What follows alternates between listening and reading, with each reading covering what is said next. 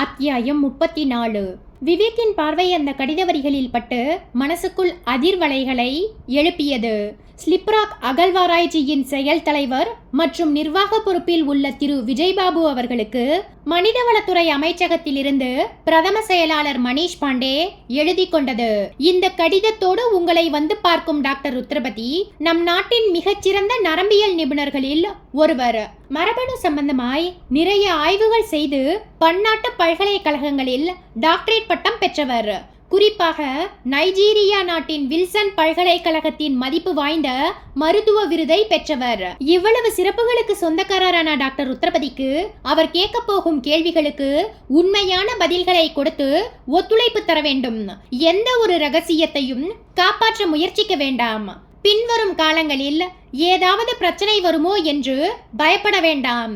Doctor ருத்ரபதிக்கு உங்களுடைய ஒத்துழைப்பு முழுமையானதாக இருக்கட்டும். மணிஷ் பாண்டே, பிரதம செயலாளர், மனிதவளத்துறை. விவேக் அந்த கடிதத்தை படித்துவிட்டு விஜய்பாபுவிடம் நிமிர்ந்தான். இந்த லெட்டரை படிச்சதும் உங்களுக்கு கொஞ்சம் பயமா இருந்துச்சுன்னு சொன்னீங்க. எதனால அந்த பயம் வந்தது? பொதுவா இது மாதிரியான அகழ்வாராய்ச்சி சம்பந்தப்பட்ட விஷயங்கள் ரகசியமான முறையில் பாதுகாத்து வைக்கப்பட வேண்டியவை. அதை மீற வேண்டி இருக்கே என்று பயப்பட்டேன். It's okay. டாக்டர் ருத்ரபதி எது மாதிரியான உண்மைகளை உங்ககிட்ட இருந்து எதிர்பார்த்தார்? விஜய்பாபு விவேக் கேட்ட கேள்விக்கு பதில் சொல்லாமல் தன் மேஜையின் இழுப்பறையை திறந்து ஒரு பென்டிரைவை எடுத்தார். சார், என்னைக்காவது ஒரு நாள் இது மாதிரியான விசாரணை வரும் என்கிற எண்ணத்தில் அன்னைக்கு நானும் டாக்டர் ருத்ரபதியும் பேசிக்கிட்ட உரையாடல் விவரங்களை இதுல பதிவு பண்ணி வச்சிருக்கேன். இப்ப நீங்க அதை கேட்கலாம் சொன்ன விஜய்பாபு தன் கையில் வைத்திருந்த பென்டிரைவை லேப்டாப்பில் சொருகிவிட்டு அதை ஆன் செய்தார். சில வினாடிகளுக்கு பிறகு குரல்கள் கேட்டன. லெட்டரை படிச்சு பாத்தீங்களா மிஸ்டர் விஜய்பாபு? படிச்சேன். உங்க ஒத்துழைப்பை நான் எதிர்பார்க்கலாமா? சர்டன்லி. மனிதவள மேம்பாட்டுத்துறையை சேர்ந்த PA ஒருத்தர் கொடுத்த லெட்டரை நான் அலட்சியம் பண்ண முடியுமா? உங்களுக்கு எது மாதிரியான உதவி தேவைன்னு நான் தெரிஞ்சுக்கலாமா? ஷியோர். அதுக்கு முன்னாடி நான் சில விவரங்களை உங்ககிட்ட கேட்க விரும்புறேன். ப்ளீஸ். கொடைக்கானலில் இருக்கிற இந்த ஸ்லிப்ராக் என்கிற இடத்தில் அகழ்வாராய்ச்சி செய்ய வேண்டும் என்கிற எண்ணம் வந்ததற்கு என்ன காரணம்? 2000 ஆண்டுகளுக்கு முன்பு ஜராவா என்கிற பழங்குடி மக்கள் இந்த இடத்தில் வாழ்ந்ததாகவும் அவர்களோடு சம்பந்தப்பட்ட பல விஷயங்கள் வியப்பானவை என்றும் அமெரிக்காவின் ஏன்ஷியன்ட் யூனிவர்சிட்டியில் பணிபுரியும் ஆர்கியாலஜிஸ்ட் ஹேவர்ட் ராபர்ட் டெல்லியில் உள்ள நம்முடைய ஆர்கியாலஜி டிபார்ட்மெண்ட்டுக்கு ஒரு கடிதம் எழுதியிருந்தார். ஹேவர்ட் ராபர்ட் ஒரு அதி தீவிரமான அகழ்வாராய்ச்சி ஆய்வாளர். இதுவரையிலும் அவர் சொன்னது எதுவுமே பொய்யாய் போனது இல்லை. அதனாலதான் இந்த இடத்தை அகழ்வாராய்ச்சிக்காக தேர்ந்தெடுத்தோம். ஜராவா மக்களோடு சம்பந்தப்பட்ட அந்த வியப்பான விஷயங்கள் என்னன்னு சொல்ல முடியுமா? அந்த இன மக்கள் ஒரு வகை பாறைகளை உடைச்சு அவைகளை தேய்ச்சி ஆயுதங்களா மாத்திக்கிட்டாங்க. அவங்க பயன்படுத்துற பாத்திரங்களாகவும் உருவாக்கிக்கிட்டாங்க. அந்த கல் பாத்திரங்களில் தண்ணீர் ஊற்றி மாமிசத்தை வேக வச்சு சாப்பிட்டாங்க. பாறைகளை குடைஞ்சு வீடுகளாக மாத்திக்கிட்டாங்க. அவங்களுடைய நாகரிகம் முற்றிலும் வேறுபட்டதா இருந்துச்சு. இது மாதிரி நிறைய செய்திகள். நீங்க ஒரு விஷயத்தை சொல்ல மறந்துட்டீங்க விஜய்பாபு. எதை சொல்றீங்க டாக்டர்? அமெரிக்காவை சேர்ந்த ஆர்கியாலஜிஸ்ட் ராபர்ட் எழுதின அந்த கட்டுரையை நானும் படிச்சேன். அதில் அவர் குறிப்பிட்ட இன்னொரு வியப்பான விஷயம், அந்த ஜராவா மக்களின் சராசரி ஆயுள் 200 ஆண்டு. அவங்க முதுமையான வயதிலும் கூட ஆரோக்கியமாவே வாழ்ந்திருக்காங்கிறது தான். எஸ், நீங்க சொன்ன இந்த விஷயமும் அந்த கட்டுரையில் இருந்தது டாக்டர். அந்த விஷயத்துக்காகத்தான் நான் இப்போ உங்களை பார்க்க வந்தேன். ஒரு டாக்டருக்கு இது அதிவியப்பான விஷயம் இல்லையா? ஷியோர். இதில் தான் எனக்கு உங்க உதவி தேவைப்படுது மிஸ்டர் விஜய்பாபு. இந்த இடத்தில் நீங்க அகழ்வாராய்ச்சி நடத்தும் போது மனித எலும்புகள் ஏதாவது கிடைச்சா அவைகளை என்னோட ஆராய்ச்சிக்கு பயன்படுத்தி கொள்ள நீங்க எனக்கு அனுமதி தரணும். அந்த எலும்புகளை வச்சு என்ன ஆராய்ச்சி பண்ண போறீங்க டாக்டர்? ஜராவா இன மக்கள் 200 ஆண்டுகள் வரைக்கும் ஆரோக்கியமான உடலமைப்போடு வாழ்ந்திருக்காங்க. அந்த மக்களோட எலும்புகள் கிடைச்சா அதனோட DNA-க்களை பிரிச்சு எடுத்து இன்னைக்கு இருக்கிற மருத்துவத்துறைக்கு பயன்படுத்திக்கலாமே.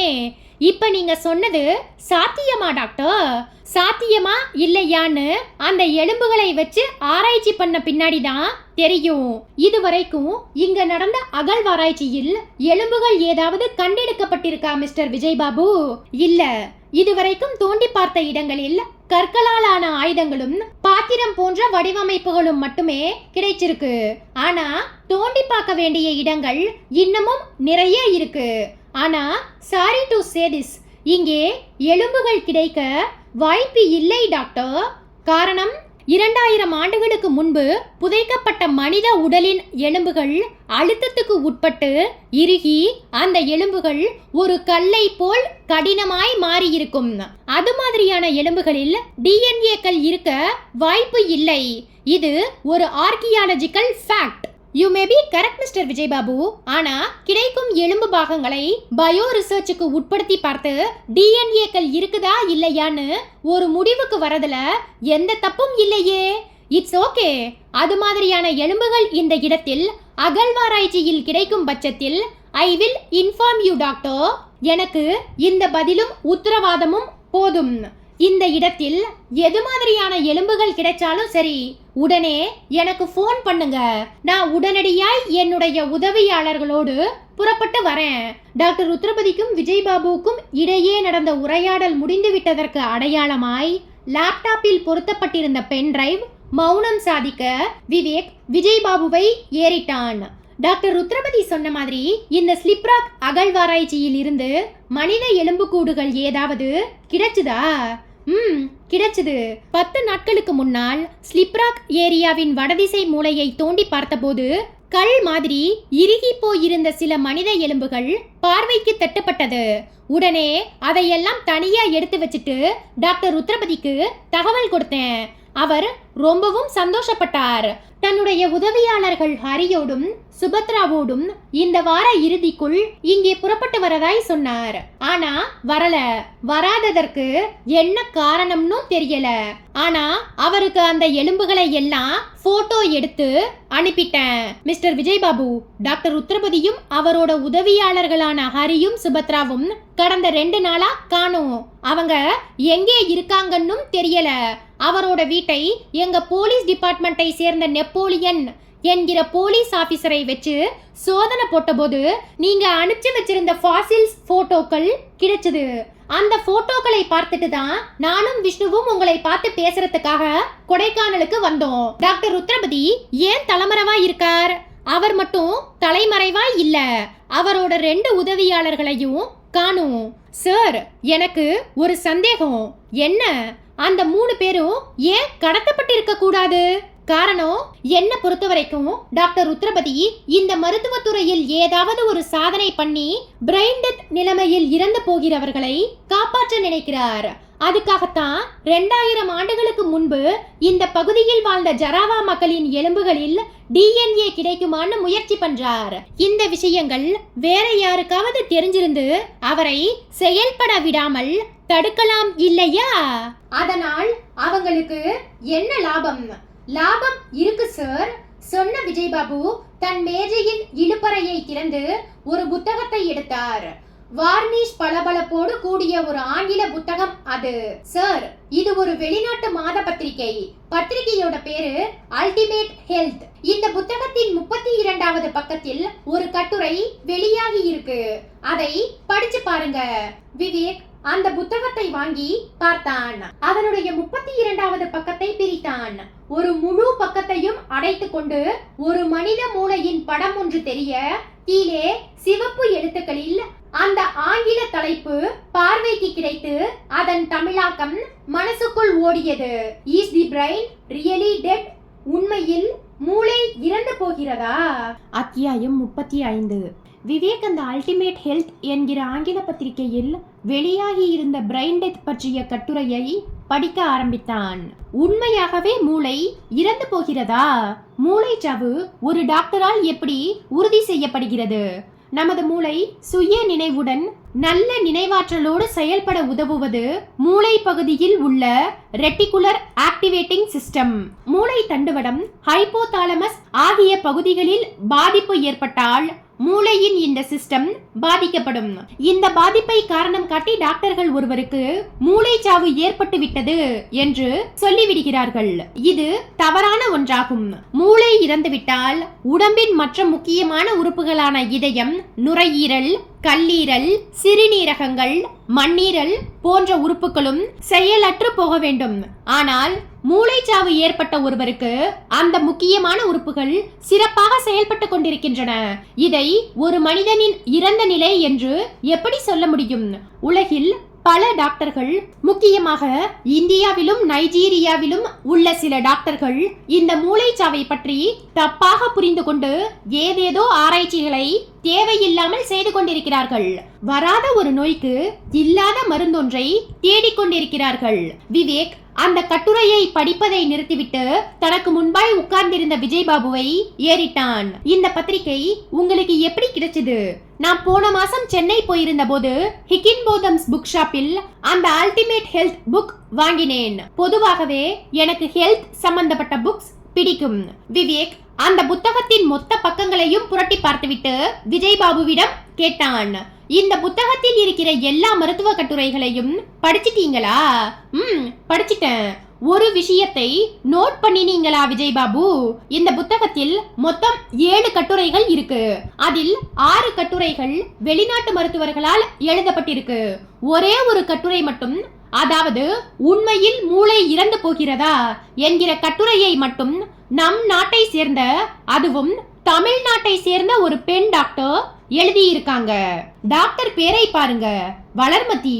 விஜய்பாபு பத்திரிகையை வாங்கி பார்த்துவிட்டு மெல்ல தலையாட்டினார். ஆமா சார், கட்டுரை முடிகிற இடத்துல சின்ன எழுத்துக்களில் பேரை போட்டிருக்காங்க. நான் அதை நோட் பண்ணல. நோட் பண்ணி இருந்தாலும் அதை வளர்மதின்னு படிச்சிருக்க மாட்டேன். யாரோ ஒரு வெளிநாட்டு டாக்டர்னு நினைச்சு வாளர்மாட்டின்னு படிச்சிருப்பேன். நீங்க சொன்ன பிறகுதான் அது வளர்மதின்னு தெரியுது. விவேக் மெலிதாய் புன்னகையொன்றை தன்னுடைய உதடுகளில் உலவ விட்டபடி சொன்னான். இதுதான் போலீஸ் டிபார்ட்மெண்ட். இந்த கட்டுரையில் உள்ள வாசகங்களை படிச்சு பார்க்கும்போது டாக்டர் வளர்மதி ஒரு மனிதனின் மூளைச்சாவுக்கு எதிராக சில கருத்துக்களை சொல்லி இருக்காங்க. அதாவது டாக்டர் உத்தரபதியோட கான்செப்டுக்கு நேர்மாறா இருக்கு. Do you understand Vijaybabu? ஆமா சார். அவங்க ஏன் அப்படி சொன்னாங்க? டாக்டர் உத்தரபதியை அந்த வளர்மதிக்கு தெரியுமா தெரியாதா என்கிற இந்த 2 கேள்விகளுக்கும் நமக்கு விடை தெரிஞ்சாதான் இந்த கேஸ்ல ஒரு பிடிப்பு கிடைக்கும். அந்த விடையை நோக்கித்தான் இனிமே டிராவல் பண்ணணும். விஷ்ணு பாஸ், இந்த புக்ல இருக்கிற இம்பிரிண்ட் விவரங்களை படிச்சு பார்த்து எந்த போன் நம்பரை கான்டாக்ட் பண்ணினா இந்த டாக்டர் வளர்மதி பற்றின பயோடேட்டா கிடைக்கும்னு கேட்டு பாரு. விவேக் நீட்டிய புத்தகத்தை வாங்கி அதனுடைய இம்பிரிண்ட் பக்கத்தை தேடி பிடித்து படித்தான் விஷ்ணு. 1 நிமிட நேரத்திற்கு பிறகு பாஸ் என்றான். சொல்லு. மொத்தம் 4 போன் நம்பர் இருக்கு பாஸ். 2 இன்டர்நேஷனல், 3வது டெல்லி, 4வது மும்பை. முதல்ல டெல்லிக்கு பேசு, அப்புறம் மும்பைக்கு பேசு. போலீஸ்னு சொல்லி கேட்க வேண்டாம். சந்தா தொகை எப்படி அனுப்பணும்னு கேளு. பேச்சை முடிக்கும் போது இந்த மாத இஷ்யூவை பத்தி கிரிட்டிசைஸ் பண்ணு. முக்கியமா டாக்டர் வளர்மதியோட ஆர்டிக்கல் உண்மையில் மூளை இறந்து போகிறதா, வித்தியாசமான கோணத்தில் எழுதப்பட்ட ஒண்ணுன்னு சொல்லி அந்த டாக்டரை பாராட்டணும் போலிருக்கு. அவங்க போன் நம்பரையோ அட்ரஸையோ கொடுக்க முடியுமான்னு கேளு. இதோ ஆரம்பிச்சிட்டேன் பாஸ். விஷ்ணு தன் செல்போனை எடுத்துக்கொண்டு டெல்லி எண்களை தட்ட ஆரம்பித்தான். அந்த அரை இருட்டான அறைக்குள் ஜாஃபருக்கு முன்பாய் உட்கார்ந்திருந்த டாக்டர் உத்தரபதி உலர்ந்து போயிருந்த உதடுகளை ஈரப்படுத்தி கொண்டு தடுமாற்றமான குரலில் பேசிக் கொண்டிருந்தார். ரெஜினுவேட் 4141 என்கிற வார்த்தைக்கு பின்னாடி இருக்கிற பயோ ட்ரூத் இதுதான். நம் உடம்பில் உள்ள செல்களின் மரபணுக்களுக்கு புத்துயிர் கொடுக்கிற பணிதான் இது. ஜாஃபர் குறுக்கிட்டான். அது என்ன நம்பர்? 4141. அது மரபணுவான DNA என்கிற ஆங்கில எழுத்துக்களை மறைமுகமாய் குறிப்பிடுகிற எண்கள். அது எப்படின்னு எனக்கு புரியல. கொஞ்சம் புரியும்படியாய் சொல்லுங்க. நான் பள்ளிக்கூட படிப்பை தாண்டாதவன். ஆங்கில 26 எழுத்துக்களில் 4வதாய் வர்ற எழுத்து என்ன? யோசித்த ஜாஃபர் விரல் விட்டு எண்ணிவிட்டு டி என்றான். 14வதாய் வர எழுத்து என்ன? மறுபடியும் விரல்களை விரித்து எண்ணிய ஜாஃபர் என் என்றான். முதல் எழுத்து ஏ என்று சொன்ன ஜாஃபர் குரலை தாழ்த்தினான். 4141 என்கிற இந்த எண்களுக்குள்ளே DNA என்கிற எழுத்துக்கள் இருக்கிற விஷயம் உங்களை தவிர வேறு யாருக்கெல்லாம் தெரியும்? ருத்ரபதி மௌனம் சாதிக்க ஜாஃபர் மெல்ல சிரித்தான். 1 நிமிஷமோ 2 நிமிஷமோ மௌன விரதம் வேணும்னா இருங்க, பொய் மட்டும் சொல்லிடாதீங்க. நீங்க பொய் சொன்னா அடுத்த வினாடியே எலக்ட்ரிக் சேர்ல உட்கார்ந்துட்டு இருக்கிற ஹரியோட உடம்புல 2000 வோல்ட்ஸ் மின்சாரம் பாயும். இத நான் உங்களை மிரட்டுறதுக்காக சொல்லல. வேணும்னா லைவ்ல பாக்குறீங்களா? ரிமோட்டை தட்டி டிவியை ஆன் பண்ணட்டுமா? வேண்டாம், ஹரி ரொம்பவும் நல்ல பையன், அவனை ஒன்னும் பண்ணிடாதீங்க. நான் சொல்லிடுறேன், எனக்கு தெரிஞ்ச எல்லா உண்மைகளையும் சொல்லிடுறேன். சொல்லுங்க. இந்த 4141 ரெஜினிவேட் விஷயம் எனக்கும் நைஜீரியாவில் இருக்கிற பயோடெக் ஆரிஜான் கம்பெனியின் டைரக்டர் அட்டாபிக்கும் மட்டும்தான் தெரியும். உங்க டாக்டர் ஃப்ரெண்ட் வெற்றிவேலுக்கு தெரியாது. என்னோட ஆராய்ச்சிக்கு வெற்றிவேலோட ஹாஸ்பிட்டலையும் அந்த ஹாஸ்பிட்டலில் அட்மிட் ஆன பிரெயின் டெத் நிலைக்கு போகிற நோயாளிகளையும் பயன்படுத்திக்கிட்டேன். பிரெயின் டெத் நிலைமைக்கு போகிற நபர்களை காப்பாற்ற முடியுங்கிறது தான் உங்க ஆராய்ச்சி இல்லையா? ஆமா. அது எது மாதிரியான ஆராய்ச்சி? 2000 ஆண்டுகளுக்கு முந்தி கொடைக்கானல் ஸ்லிப்ராக் பகுதியில் ஜராவா என்கிற மலை ஜாதி மக்கள் 200 ஆண்டுகள் ஆயுள் உள்ளவர்களாய் வாழ்ந்திருக்காங்க என்கிற உண்மை பண்டைய புவியியல் சார்பு ஆராய்ச்சி மையத்தில் இருந்து எனக்கு கிடைச்சது. நைஜீரியாவில் 3 ஆண்டுகளுக்கு முன்பு சேவ் பிரெயின் டெத்ஸ் என்கிற பெயரில் செமினார் நடந்தது. அந்த செமினாரில் நானும் பயோடெக் ஆரிஜான் டைரக்டர் அட்டாபியும் நண்பர்களானோம். நிறைய பேசினோம். அந்த சமயத்துல தான் கொடைக்கானல் ஸ்லிப்ராக் பகுதியில் வாழ்ந்த ஜராவா மக்களை பற்றியும் அவர்கள் 200 ஆண்டுகள் ஆயுள் கொண்டவர்களா வாழ்ந்ததை பத்தியும் சொன்ன. அதை கேட்ட அட்டாபி, அந்த இடத்தில் ஏதாவது அகழ்வாராய்ச்சி நடத்தப்பட்டு கீழே புதையுண்ட அந்த கால மக்களின் எலும்பு கிடைத்தால் அதிலிருந்து பெறப்படும் டிஎன்ஏக்களை புதுப்பித்து இன்றைய பிரெயின் டெத் நோயாளிக்கு பயன்படுத்துவதின் மூலம் அவர்களை காப்பாற்ற முடியும்னு சொன்னார். அவர் அப்படி சொன்ன சில மாதங்களுக்குள்ளாகவே நம்ம ஆர்கியாலஜி டிபார்ட்மெண்ட் தமிழ்நாட்டின் சில இடங்களில் அகழ்வாராய்ச்சி நடத்த திட்டமிட்டாங்க. அதுல ஒரு இடம் கொடைக்கானலின் ஸ்லிப்ராக்.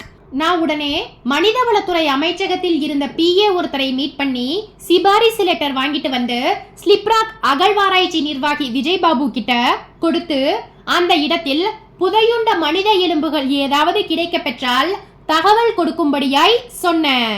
அந்த விஜய்பாபு தகவல் ஏதாவது கொடுத்தாரா? கொடுத்தார். எலும்புகளின் போட்டோக்களையும் எனக்கு அனுப்பி வச்சிருந்தார். நானும் புறப்பட்டு போக தயாரா இருந்தேன். அதுக்குள்ள நான் எதிர்பார்க்காத சில சம்பவங்கள் நடந்துருச்சு. ஜாஃபர் சிரித்தான். தப்பா சொல்றீங்க டாக்டர்? தப்பா சொல்றேனா? ஆமா டாக்டர், இனிமேதான் நீங்க எதிர்பார்க்காத சம்பவங்கள் நடக்க போகுது. அதுக்கான தயார் நிலையில் உங்க மனசை வச்சுக்கணும். ஜாஃபரை திகிலோடு பார்த்தார் டாக்டர் ருத்ரபதி. அத்தியாயம் 36. டாக்டர் ருத்ரபதி அந்த ஜாஃபரை ஏறிட்டபடி குரல் நடுங்க கேட்டார். நீ என்ன சொல்ற? இனிமேலதான் நான் எதிர்பார்க்காத சம்பவங்கள் நடக்க போகுதா? ஆமா, நீ பேசுறது எனக்கு புரியல. இப்போ உங்களுக்கு புரியாது, ஆனா போக போக புரியும். 1 வாரம் 10 நாளைக்கு இந்த இடம் சூழ்நிலை உங்களுக்கு புதுசா இருக்கும். அதுக்கு நீங்க பழகணும். அதுக்கப்புறம் நாம நிறைய பேச வேண்டி இருக்கும். ருத்ரபதி சற்றே கோபமாய் குரலை உயர்த்தினார். இதோ பார், நீ கேட்ட கேள்விக்கெல்லாம் நான் தெளிவாய் பதில் சொல்லிட்டேன். மருத்துவத்துறையில் நான் எடுத்துக்கிட்ட இந்த ஆராய்ச்சி பிற்கால மனித குலத்துக்கு ஒரு வரப்பிரசாதமா அமையும் என்கிற நம்பிக்கையோடு தான் இந்த சேவ் பிரெயின் டெத் ஆராய்ச்சியில் ஈடுபட்டேன். என்னோட ஆராய்ச்சிக்கு சுபத்ராவும் ஹரியும் உதவியாளர்களாய் இருந்தாங்க. சுபத்ரா இப்ப உயிரோடு இல்ல. ஹரியையாவது என் கூட அனுப்பி வச்சிடு, நாங்க போயிடுறோம். மேற்கொண்டு எங்களுக்கு இந்த ஆராய்ச்சியே வேண்டாம். நான் இனிமே என்னோட டாக்டர் தொழிலை மட்டும் பாக்குறேன். சாரி டாக்டர், சுபத்ராவை நாங்க போட்டு தள்ளினத்துக்கு காரணம் இந்த இடத்தில் இருந்து அவ 2 தடவை தப்பிக்க முயற்சி பண்ணினா. ஒரு தடவை என் கையில இருந்த துப்பாக்கியை தட்டிவிட முயற்சி பண்ணினா. அதுக்கும் மேலையும் பொறுக்க முடியாத காரணத்தினாலதான் அவளை சுட வேண்டியதாயிடுச்சு. இனிமேல் நீங்களும் சரி ஹரியும் சரி இந்த இடத்திலிருந்து போக முடியாது. மீறி தப்பிக்க முயற்சி பண்ணினீங்கன்னா சுபத்ராவுக்கு நேர்ந்த கதிதான் உங்களுக்கும் ஹரிக்கும். ருத்ரபதி சில வினாடிகளுக்கு ஒன்றும் பேசாமல் அப்படியே நின்றார். மனசுக்குள் யோசனை ஓடியது. இவனுக்கு எதிராய் முரண்டு பிடிப்பதில் எந்தவிதமான பிரயோஜனமும் இல்லை. இன்னமும் என்னிடம் எதையோ எதிர்பார்க்கிறார்கள். அது என்ன என்று புரிகிற வரைக்கும், இவனுக்கு பின்னால் இருக்கிற நபர்கள் யார் என்று தெரிகிற வரைக்கும் அனுசரணையாய் நடந்து கொள்வது அவசியம். ஜாஃபர் சிரித்தான். என்ன டாக்டர், மனசுக்குள்ள சிந்தனை குதிரை வேகமா ஓடுது போலிருக்கு. ஹரியை நான் பார்க்கணும். பயப்படாதீங்க டாக்டர், ஹரியை நாங்க எதுவும் பண்ணவும் மாட்டோம். இன்னும் அரை மணி நேரத்துக்குள்ள அவனே இங்க வருவான். உங்களை பார்த்து பேசுவான். இனிமே நீங்க 2 பேரும் ஒரே ரூம்ல தான் தங்க போறீங்க. ஒன்னா சாப்பிட்டு ஒன்னா தூங்கி ஒருத்தருக்கு ஒருத்தர் மனசு விட்டு பேசினாதான் எங்களுக்கு நல்லது. ஜாஃபர் பேசிக்கொண்டிருக்கும் போதே ஹோட்டலில் பேரராய் வந்த நபர் கையில் செல்போனோடு நெருங்கினான். ஜாஃபர், உனக்கு போன். லைன்ல யாரு? மாதவ். விஷயம் என்னன்னு கேட்டியா? கேட்டேன். உன்கிட்ட தான் பேசணுமா? ஜாஃபர் போனை வாங்கி பேசினான். சொல்லு மாதவ். ஜாஃபர், நீ சொன்ன மாதிரியே முடிச்சிட்டேன். எப்போ? இப்பதான் ஒரு அரை மணி நேரத்துக்கு முந்தி. யாரும் உன்னை பார்த்துடலையே. பாக்குற மாதிரியா பண்ணுவேன்? வாட்ஸ்அப் அனுப்பி இருக்கேன் பாரு. சரி, நாளைக்கு வந்து பணத்தை செட்டில் பண்ணிக்க. செல்போனை அணைத்த ஜாஃபர் வாட்ஸ்அப் போய் பார்த்து முகம் மலர்ந்தான். பிறகு ருத்ரபதியை ஏறிட்டான். டாக்டர், உங்களை பிளாக்மெயில் பண்ணின இன்ஸ்பெக்டர் பேரு மார்த்தாண்டம் தானே? ருத்ரபதி முகம் மாறினார். அது உனக்கு எப்படி தெரியும்னு கேக்குறீங்களா? உங்களுக்கு ஒரு பிரச்சனைனா அது எனக்கு வந்த பிரச்சனை மாதிரி டாக்டர். உங்களை எவன் உரசி பார்த்தாலும் சரி, அவன் உயிரோட இருக்க மாட்டான். ருத்ரபதி கலவரமானார். இப்போ மார்த்தாண்டம், என்னோட ஆளு ஒருத்தன் மார்த்தாண்டத்தை முடிச்சிட்டான். முடிச்ச கையோடு அதை வாட்ஸ்அப்ல எனக்கு அனுப்பி வச்சிருக்கான். பாருங்க. ஜாஃபர் செல்போனை நீட்ட ருத்ரபதி வாங்கி பார்த்தார். உடம்பு நடுங்கியது. மார்த்தாண்டம் ரத்த வெள்ளத்தில் ஒரு கழித்து விழுந்திருந்தார். யூனிஃபார்ம் முழுவதும் திட்டு திட்டாய் ரத்தம். தொப்பி தள்ளி போய் விழுந்திருந்தது. சம்பவம் நடந்த இடம் மரங்கள் அடர்ந்த ஒரு தனிமையான பகுதி போல் தெரிந்தது. ஜாஃபர் சிரித்தான். உங்களை பத்தின எந்த ஒரு தகவலும் எவனுக்கும் தெரிஞ்சிருக்க கூடாது டாக்டர். அப்படி அவனுக்கு தெரிஞ்சிருந்தா அவன் இந்த உலகத்துல இருக்க மாட்டான். டாக்டர் ருத்ரபதியின் மனசுக்குள் இருந்த பயத்தின் சதவீதம் இப்போது கணிசமாய் அதிகரித்தது. இவர்கள் சாதாரணமானவர்கள் அல்ல. இங்கே இருந்து நானும் ஹரியும் எப்படி தப்பித்து வெளியே போக போகிறோம்? கார் போய்கொண்டிருக்க விஷ்ணு பரவசமாய் சுற்றும் பார்த்தபடி சொன்னான். பாஸ், நீங்க என்ன சொன்னாலும் சரி, கேரளா தான். தலையை 360 டிகிரி கோணத்துல எந்த பக்கம் திரும்பினாலும் அழகு கொட்டி கிடக்கு. அது 16 வயசு பொண்ணாக இருந்தாலும் சரி, 61 வயசு பாட்டியா இருந்தாலும் சரி. காரை ஓட்டிக் கொண்டிருந்த விவேக், விஷ்ணு, அந்த அட்ரஸை மறுபடியும் ஒரு தடவை படிச்சுட்டு அதோ அந்த டீ கடையில போய் கேட்டுட்டு வா. எல்லா பக்கமும் ரோடு பிரியுது. ஏமாந்து ராங் டைரக்ஷன்ல போயிட்டா டைம் வேஸ்ட் ஆயிடும் என்றான். பாஸ், நான் ஒரு விஷயத்தை பத்தி கமெண்ட் பண்ணினேன். அதுக்கு உங்ககிட்ட இருந்து எந்த ரெஸ்பான்ஸும் இல்லையே. ஏதோ 16 61ன்னு கணக்கு சொன்னேன். அதேதான் பாஸ். அந்த நம்பர்ஸை கூட்டணுமா பெருக்கணுமா? கழிக்கணும். போங்க பாஸ். விவேக் காரை மரத்தடியில் நிறுத்தினான். விஷ்ணு கீழே இறங்கினான். அந்த டீ கடைக்காரனுக்கு தமிழ் தெரியாது, எனக்கு மலையாளம் தெரியாது. ஏதாவது ஒரு பாஷையில் பேசி அட்ரஸுக்கான வழியை கேட்கணும். மனசுக்குள் பேசிக்கொண்டே டீ கடையை நெருங்கியவனுக்கு ஓர் இன்ப அதிர்ச்சி. நேந்திரம்பழ வாழைத்தாருக்கு பக்கத்தில் ஒரு மர பெஞ்சில் உட்கார்ந்து நரைத்த தலையோடு தமிழ் பேப்பர் படித்துக் கொண்டிருந்தார் அந்த நபர். விஷ்ணு அளவில்லாத ஆனந்தத்தோடு அவர் பக்கத்தில் போய் உட்கார்ந்தான். மெல்ல குரல் கொடுத்தான். ஒரு சின்ன உதவி. அவர் பேப்பரை தாழ்த்தினார். என்ன என்பது போல் பார்த்தார். விஷ்ணு ஆரம்பித்தான். சென்னையில் இருந்து வரோம். இது கொல்லம் ரோடு தானே? ஆமா. கருணாகப்பள்ளி கிராமத்துக்கு எப்படி போகணும்? இந்த இடத்திலிருந்து பல ரோடு பிரிகிறதால ஒரு சின்ன குழப்பம். அவர் கை காட்டினார். அதோ வலதுபுறம் ஒரு ரோடு யூ டர்ன் மாதிரி தெரியுதே, அதுல போங்க. 5வது கிலோமீட்டர்ல கருணாகப்பள்ளி கிராமம் வரும். ரொம்ப சின்ன கிராமம். தேங்க்ஸ். விஷ்ணு சொல்லிக்கொண்டே எழ முயல அவர் கேட்டார். அந்த கிராமத்துக்கு எதுக்காக போறீங்க? யாராவது தெரிஞ்சவங்க இருக்காங்களா? ஆமா, கார்ல தானே வந்திருக்கீங்க. பார்த்து போங்க, ரோடு மேடும் பள்ளமுமாய் இருக்கும். ராத்திரி நேரத்துல வண்டிய ஓட்டுறது ரொம்ப கஷ்டம். விஷ்ணு அவருக்கு ஒரு நன்றி சொல்லிவிட்டு காருக்கு வந்தான். விவேக் செல்போனில் பேசிக் கொண்டிருந்தான். எஸ் சார், கொல்ல வந்துட்டோம். இன்னைக்கு எப்படியும் கருணாகப்பள்ளி கிராமத்துக்கு போய் அந்த டாக்டர் வளர்மதியை பார்த்து பேசிடுவோம். அடுத்த 1 மணி நேரத்துக்குள்ள மறுபடியும் உங்களுக்கு போன் பண்றேன் சார். விவேக் செல்போனை அணைக்க விஷ்ணு காருக்குள் ஏறி உட்கார்ந்தான். பாஸ், அதோ அந்த ரோட்ல போகணும். 5வது கிலோமீட்டர்ல அந்த கிராமம் கருணாகப்பள்ளி. விவேக் காரை திருப்பினான். தெளிவா கேட்டுக்கிட்டியா? தமிழ் தெரிஞ்ச ஒருத்தரே இருந்தார். கூகுள் மேப் மாதிரி ரூட்டு போட்டு கொடுத்துட்டார். ரொம்ப சின்ன கிராமமா, ரோடு குண்டும் குழியுமா இருக்குமா? விஷ்ணு சொன்ன வழியில் காரை நுழைத்தான் விவேக். 1/2 கிலோமீட்டர் வரை சுமாரா இருந்த ரோடு பிறகு பல்லாங்குழியாய் மாறியது. ரோடே இந்த லட்சணத்துல இருந்தா அந்த கருணாகப்பள்ளி கிராமம் போய் சேரவே 1 மணி நேரம் ஆயிடும் போலிருக்கே பாஸ். விஷ்ணு, முதல்ல சாதாரணமா தெரிஞ்ச ஒரு விஷயம் எனக்கு இப்ப ரொம்ப நெருடலா இருக்கு.